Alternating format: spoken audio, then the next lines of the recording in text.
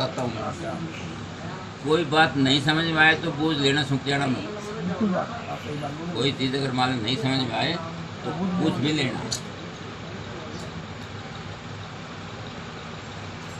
गरुड़ जी ने कहा कि हे भगवान, यमलोक का कितना दुखदायी मार्ग है। ओ जी, उसमें पाप करने से वहाँ कैसे जाता है? मुँह से वह सब कहिए। श्री भगवान जी ने कहा कि हे गरुड़, यमलोक मार्ग अत्यंत कष्टदायी है। मेरे भक्त होते हुए तुम उसे सुन करके कांप जाओगे। वृक्षों की छाया उस यमलोक में बिल्कुल नहीं है, जिसके नीचे जीव क्षण मात्र के लिए विश्राम कर सके। वहाँ अन्न आदि भी कुछ नहीं है जिसे खाकर जीव अपने प्राण का निर्वाह कर सके। वहाँ कहीं जल भी दिखाई नहीं देता है जिसे प्यास से व्याकुल प्राणी पी सके। हे खग श्रेष्ठ, 12 सूर्य उस लोक में प्रलय काल के समान तपते हैं। वहाँ जीव हवा और ठंडक से अत्यंत पीड़ित होता है।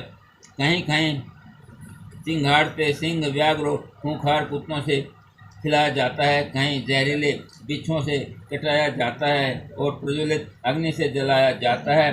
तब इसके बाद उस जीव को एक 80 पत्र वन में, जो 2000 योजन विस्तार का है, उस वन में कौवों, गिद्ध, उल्लू और भयानक मक्खियाँ रहती हैं और उस वन के चारों ओर प्रचंड दावाग्नि लगी रहती है। डंक युक्त मक्खियों के काटने तथा अग्नि की गर्मी से तृप्त वह जीव वृक्ष के नीचे जाता है। तब उसका शरीर तलवार के समान तेज उन वृक्षों के पत्तों से छिन्न भिन्न अर्थात जख्मी हो जाता है। कहीं पर्वत पर से नीचे गिराया जाता है, कहीं अंधेरे कुएं में गिराया जाता है, कहीं छुरों की धार से समान तीक्ष्ण मार्ग में पैदल चलाया जाता है, कहीं कहीं नुकीले कीलों के ऊपर से चलाया जाता है, कहीं जल में, कहीं जोंक से भरे कीचड़ में गिराकर उनसे कटराया जाता है, कहीं अंधकार युक्त गुफाओं से गिराया जाता है, कहीं जलती हुई कींच में गिराया जाता है, कहीं तवे के समान जलती हुई पृथ्वी पर और कहीं जलते हुए बालू पर चलाया जाता है, तो कहीं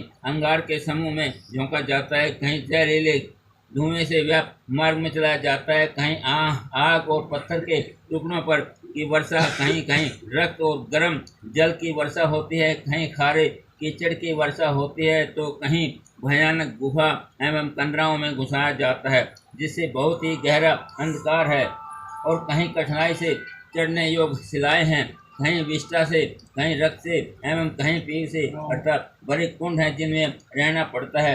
एक वैतरणी नाम की घोर नदी मध्य मार्ग में है, देखने मात्र से ही भय को देने वाली है, जिसकी बातें सुनने मात्र से रोमांच है। उसमें रक्त, मांस और तीर के कीचड़ भरे हैं, पार की जाने योग्य है, जिसमें सेवार घास और ही केस के समान है, जो बड़े बड़े घड़ियालों से पूर्ण है। मांसों का इसमें निवास है। हे गरुड़, आग के ज्वाल तू कर ले योग है, जिसमें सेवार घास के समान ही उसके घड़ियाल से पूर्ण है। मांस खाने वाले सैकड़ों प्रकार के पक्षियों को इसमें निवास है। हे गरुड़, आग की ज्वाला के से तृप्त हो घी जैसे कड़ाही में खोलता है, उसी प्रकार उससे संयुक्त गिद्ध और कौंक से, जिनके चोंच वज्र के समान है, वह नदी व्याप्त है। तो इस मगर, घड़ियाल, ये जलचर जीवों के नाम है जो वहाँ पर भक्षण जीव का भक्षण करते हैं। मछली, जोंक, मछुआ तथा अन्य मांस भक्षक जलचरों से भरी पड़ी हुई इस नदी में जीव रहते हैं। उस नदी में अत्यंत रोता हुआ पापी जीव छोड़ा गया है। हे भाई, हे पुत्र, हे पिता आदि शब्द कह करके बारंबार पुकारता है। वह पापी जीव जब भूख प्यास से पीड़ित होता है तब खाने और पीने को वहीं रुधिर और मांस मिलता है। वही रक्त और फैन से युक्त नदी है। भयदायक घनघोर गर्जन करती हुई उस नदी को वह पापी मनुष्य देखने मात्र से मूर्छित हो जाता है। उसमें अनेक प्रकार के जहरीले बिच्छू और सर्प भरे हैं। उसमें घिरे हुए जीव की रक्षा करने वाला कोई प्राणी नहीं रहता। वहाँ तो रक्षा करने में उसका सिर्फ धर्म ही उसका एक रक्षक होता है कि इसे बन सके तो अपने स्वार्थ के लिए धर्म संचय करने का कोशिश करनी चाहिए। नदी के सैकड़ों हजारों भावरों में पड़कर वह पापी जीव पाताल के नीचे जाता है। क्षण भर में फिर वही जीव ऊपर को आता है। हे गरुड़, यह नदी पापी जीवों के पतन के लिए ही बनाई गई है। अत्यंत कठोर दुख को देने वाली ऐसी नदी का आर पार दिखाई नहीं देता। इस प्रकार अनेक प्रकार के दुखों को यम मार्ग में भोगते हुए रोता चिल्लाता हुआ वह पापी यमलोक को जाता है। यमदूत किसी को फांसी से बांधकर, किसी को सांसों से भेदकर और किसी को अंकुशों से खींचकर पापियों को यमलोक ले जाते हैं। हे यमदूत, पापियों को किसी के नाक कान में डोरी डालकर, किसी को काल पास में बांधकर और किसी को पांवों के समान खींचते हुए यमलोक को ले जाते हैं। गर्दन, भुजा और पैर में सांकल बांधकर तथा लोहे की भारी बोझ उन पर लाद कर रास्ते में चलने के लिए उनसे कहते हैं। उनको मुदगर से भयानक यमदूत मारते हैं। वह दुखी और पापी जीव मुंह से रुधिर गिराता है और उसी को फिर भक्षण करता है। अपने किए हुए कर्मों के लिए वह विलाप करता है। हुआ अनेक प्रकार के दुखों को भोगता यमलोक को जाता है। यम मार्ग में जाता हो वह अज्ञानी हाँ पुत्र, हाँ पुत्र ऐसा कहकर के विलाप करता हुआ संतप्त होता है। मनुष्य का जन्म पाकर के मैंने कुछ भी धर्म नहीं किया, वह पापी प्राणी वन में ऐसा सोचता है, मन में ऐसा सोचता है। मनुष्य का जन्म पाकर मैंने कुछ भी धर्म नहीं किया, वह प्राणी मन में ऐसा सोचता है। शरीर आपको भोगो, क्योंकि तुमने न तो कभी अग्नि में हवन किया, न कुछ दान ही किया, न तपस्या, न देवता का प्रेम पूर्वक पूजन ही किया और न ही स्वीय से विधित तीर्थों की सेवा की, ब्राह्मणों का पूजन और गंगा स्नान भी नहीं किया। तुमने कभी साधुओं की न तो सेवा और न ही कभी परोपकार किया। इसलिए हे देहीन, तुमने किए कर्मों का फल भोगो। मनुष्यों, पशु पक्षियों के पीने के लिए निर्जन देश में जलाशय नहीं बनवाया, ब्राह्मणों एवं गौ की जीविका के लिए कुछ साधन नहीं बनाए। इसलिए हे पापी, अपने किए हुए कर्मों का फल भोगो। कभी पर्याप्त मात्रा में अन्नदान एवं गौओं को तृण भी नहीं दिया है। वेद शास्त्रों के अर्थों पर श्रद्धा भी नहीं की, न कभी पुराणों को सुना और न तो कथावाचक व्यास का पूजन ही किया। इससे हे देहीन, बुरे किए अपने कर्मों के फल भोगो। अपने स्वामी की आज्ञा का कभी पालन नहीं किया और न ही कभी बड़ों की सेवा एवं आदर सत्कार ही किया है। इसलिए हे शरीर, अपने किए हुए कर्मों का फल भोगो। स्त्रियों के लिए पति की सेवा करना ही परम धर्म है। इसको जानते हुए भी पति की सेवा जिस स्त्री ने नहीं की, पति के मरने पर भी सती नहीं हुई, वैराग्य वैधन्य जीवन व्यतीत करती हुई जिसने तपस्या नहीं की, इससे हे देहीन, अपने किए हुए कर्मों का फल ग्रहदायी नारी शरीर पाया, जिस पर उसने न तो महीनों के न चंद्रायण व्रत ही किया और न उस शरीर को नियमों द्वारा कलुषित किया। इस प्रकार अनेक विलाप करता हुआ स्त्री पुरुष जीव अपने पूर्व देह को स्मरण करता हुआ 17 दिन वायु की वह जीव ऐसा कहता हुआ यम मार्ग में जाता है। वह प्रेत रूपी जीव 17 दिन तक वायु के समान चलता है। हे गरुड़, वह प्रेत सौम्यपुर नामक नगर में 18वें दिन पहुंचता है।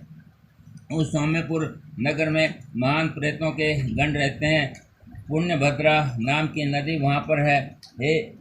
एक वट वृक्ष सुंदर और शुभकारी वहीं पर है। वहाँ पर जीव यमदूतों के साथ विश्राम करता है और स्त्री पुत्र आदि के सुख को स्मरण करके दुखित होता है। मित्र, धन, नौकर, स्त्री आदि की चिंता करता है। वहाँ के यमदूत तब कहते हैं कि स्त्री पुरुष व्रत धन इत्यादि सुख देने वाले कहाँ हैं। हे मूर्खों, अपने किए हुए कर्मों के फल को भोगते हुए अधिक समय वाले मार्ग पर चलो। हे परलोक यात्री, तुम्हारे ऐसे प्राणियों के साथ चलने वाले हम यमदूतों के बल को भी तू नहीं जानता। ऐसा प्रयास तूने कभी नहीं किया जिससे यम की यातना न सहनी पड़े। अब तो निश्चय ही तुझे यमलोक को चलना पड़ेगा। अब किसी भी प्रकार का मोल भाव इसमें नहीं हो सकता है। बालक भी यमलोक को जानते हैं। तूने यम को यातना क्या सुनी नहीं थी? ब्राह्मणों के मुख से क्या कभी पुराण भी नहीं सुना? ऐसे कहकर यमदूत मुदगरों से उससे अनेक प्रकार से प्रताड़ना करते हैं और उनकी प्रहार करने से वह मूर्छित होकर के गिरता है, फिर उठता है और तब दौड़ने लगता है। फिर फंदे से बलपूर्वक यमदूतों द्वारा घसीटा जाता है। वह जीव 13वें दिन घर से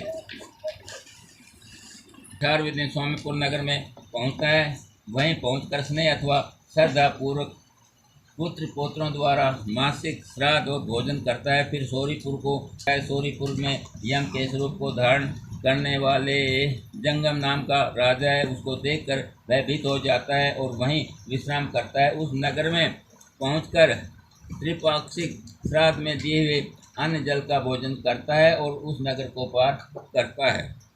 इसके बाद वह प्रेत शीघ्रता से नगेंद्र भवन में पहुंचता है। वहाँ एक भयानक वन है, उसको देखकर दुखी होता है, रोता और चिल्लाता है। निर्दयी यमदूत उसको बारंबार खींचने और घसीटते ले जाते हैं। उस वन को वह प्रेत 2 मास में पार करता है। वहीं घर वालों द्वारा द्विमासिक श्राद्ध में दिए अन्न जल वस्त्र आदि को खा करके पहन करके फिर उन्हीं यमदूतों के साथ आगे को चलता है। 3रे महीने में वह प्रेत गंधर्व वतन पर पहुंचकर परिवार वालों द्वारा दिए पिंड का भोजन करके आगे को चलता है। 4थे महीने में शैलपुर नामक नगर में पहुंचता है। वहां पत्थरों की वर्षा से अत्यंत पीड़ित होता है। वहां 4थे महीने में दिए पिंड को ग्रहण कर कुछ सुखी होता है। फिर वह 5वें महीने में पौंचपुर में पहुंचता है। वहां 5वें महीने में दिए श्राद्ध आदि की खा करके क्रूरपुर में पहुंचता है, जहां अत्यंत निर्दयी प्राणी रहते हैं। 5.5 महीने में दिए गए अन्न और जल को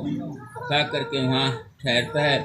आधे मुहूर्त तक ठहरकर यमदूतों के साथ आगे को चलता है। वहां आधा मुहूर्त तक ठहरकर यमदूतों के ताड़ना से कांपता अति दुखित होता है। वह यमदूतों से घसीटा हुआ उस नगर से चलता है। वहां से चल करके चित्र भवन नाम नगर में पहुंचता है। वहां विचित्र नामक यमराज का छोटा भाई राज्य करता है। वहां बड़े विचित्र शरीर वालों को देख करके भागना चाहता है, परंतु परवश में बड़ा बंधन से मुक्त नहीं हो सकता। उस प्रेत के आगे तब वैतरणी खेने वाले मल्ला आकर के कहते हैं कि वैतरणी नदी के पार उतारने वाले हम लोग हैं। यह नौका है, यदि तुम्हारा पुण्य हो तो आकर के इस नौका पर बैठ जाओ। ज्ञान दृष्टि वाले मुनीश्वरों ने दान को ही वितरण कहा है। उस दान से जिसने तरा पार हो जाए उसको वैतरणी कहते हैं। उस प्रेत के केवल नौका से पार जा सकता है, अन्यथा नहीं। वह प्रेत उनके वचन को सुन करके केवल हाँ देव कहता है और वह नदी उबलने लगती है। उसे उबलती देख करके पापी को यमदूत उस नदी में छोड़ना चाहते हैं। वह जीव तब बहुत चिल्लाता है। जिस पापी ने दान नहीं दिया वह उस नदी में डूब जाता है। तब आकाश में चलने वाले यमदूत उस प्रेत के मुख से कंटिया फंसा करके मछली की तरह घसीट कर नदी के उस पार पहुंचाते हैं। 6ठे महीने में नदी के पार पहुंचकर दत्त श्राद्ध आदि को खा करके आगे चलता है। फिर भूख से व्याकुल हो अत्यंत विलाप करता हुआ मार्ग में जाता है। ब्रह्मपद नामक नगर में वह 7वें महीने में पहुंचता है। वह 7वें महीने में पुत्रों द्वारा दिए श्राद्ध आदि को खा करके तृप्त होता है। हे पक्षियों के राजा गरुड़ जी उस नगर को पार कर दुखदपुर में पहुंचता है। आकाश मार्ग से चलता हुआ वहां अनेकों प्रकार के दुखों को भोगता है। ओम। 8वें महीने के श्राद्ध से दिए हुए अन्न जल आदि को वहीं पर भोजन करके आगे को चलता है। 9वां महीना पूर्ण होते ही नानाकर्णपुर को जाता है। नानाकर्णपुर के गणों को वहां देख करके अत्यंत दुख है व्याकुल होकर के विलाप करता है, चिल्लाता है। से बड़े कष्ट को चलता हुआ फिर 10वें महीने में सूत्रप भवन को पहुंचता है। वहां 10वें मास के दिए जल और पिंड को खा करके तृप्त नहीं होता। फिर वहां से 11वें महीने में चल करके रौद्र नगर में पहुंचता है। वह 11वें महीने के दिए श्राद्ध जल आदि को खाने के बाद 11.5 महीने पूरा होते ही वयोवर्षण नगर में पहुंच जाता है। वहां प्रेतों को दुख देने वाले मेघ बरसते हैं। निम्नाधिक मास के दिए हुए श्राद्ध आदि को वहीं पर खाता है। वह प्राणी वर्ष पूरा होते होते सीताढ़ नगर पहुंच जाता है। वहां हिमालय से भी 100 गुना अधिक ठंड पड़ती है। वह जीव भूख और प्यास से शीत से पीड़ित दसों दिशाओं में देखता है कि वहाँ क्या मेरा कोई बंधु है जो मुझे मेरे इस दुख को निवारण करे। यमदूत उस जीव से तब कहते हैं, ऐसा तेरा पुण्य कहाँ है जिस पुण्य के बल से तू इस दुख से छुटकारा पा सके। वह पीड़ित जीव यमदूतों से ऐसे वचन को सुन करके वार्षिक श्राद्ध में दिए पिंड को ग्रहण करता है और धैर्य धारण करता है। यमलोक पहले दिए मिले हाथ भर के शरीर को वर्ष के अंत में त्याग करता है। अंगुष्ठ मात्र का यातना से पा करके अपने कर्मों के फल को भोगने के लिए यमदूतों के साथ जाता है। हे कश्यप, आर्धरहित दान जिन्होंने मरने के समय नहीं दिया है वह धर्म संचय नहीं किया है, इस कारण वे यमदूतों के दृढ़ बंधनों से बंधे हुए कष्ट को भोगते हैं। हे गरुड़ धर्मराज नगर के 4 द्वार हैं, उसमें से दक्षिण मार्ग का हाल मैंने तुम्हें सुनाया है। प्यास और भूख से पीड़ित ऐसे महाघोर मार्ग में प्राणी जैसे जाता है, वहां जाने पर फिर क्या होता है वह सब तुमसे मैंने कहा। अब आप क्या सुनना चाहते हैं? बोलो श्री कृष्ण।